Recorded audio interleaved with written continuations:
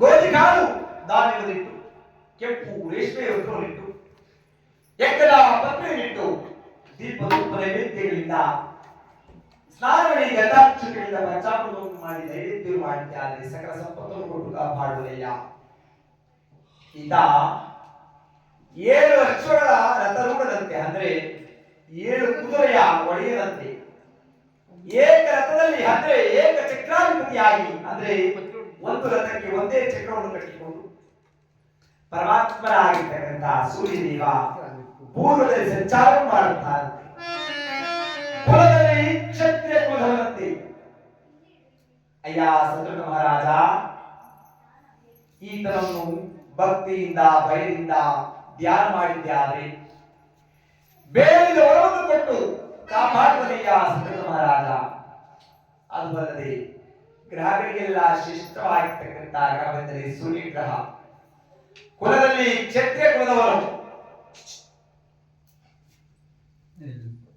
ಕ್ಷತ್ರಿಯ ಕುಲದವರು ಅಯ್ಯ ಆತನಿಗೆ ಪ್ರಿಯವಾಗಿರ್ತಕ್ಕಂಥ ಗೋಧಿಕಾಳು ಧಾನ್ಯ, ಎಕ್ಕರ ಪತ್ರೆಯನ್ನಿಟ್ಟು ದೀಪ ಧೂಪ ನೈವೇದ್ಯಗಳಿಂದ ಪ್ರಚಾರ ಮಾಡಿದ್ದಾರೆ. ಸಕಲ ಸಂಪತ್ತನ್ನು ಕೊಟ್ಟು ಕಾಪಾಡುವಯ್ಯ ಎಂದಾಗ ಯಾವ ರಾಜರಾಗಿರ್ತಕ್ಕಂಥ ಸದೃಢ ಮಹಾರಾಜರು ರತ್ನಹಿತವಾಗಿರ್ತಕ್ಕಂಥ ಸಿಂಹಾಸನ ಹಿಡಿದು ಬರುವ ಸೂರ್ಯದೇವರಿಗೆ ಯಾವ ರೀತಿಯಾಗಿ ಭಕ್ತಿಯಿಂದ ಆ ಪರಮಾತ್ಮನ ಪೂಜೆ ಮಾಡುತ್ತಾರೆ. ಸೂರ್ಯನಿಗೆ ನಮೋ ನಮೋ, ಸೂರ್ಯದೇವನೇ ನಮೋ ನಮೋ.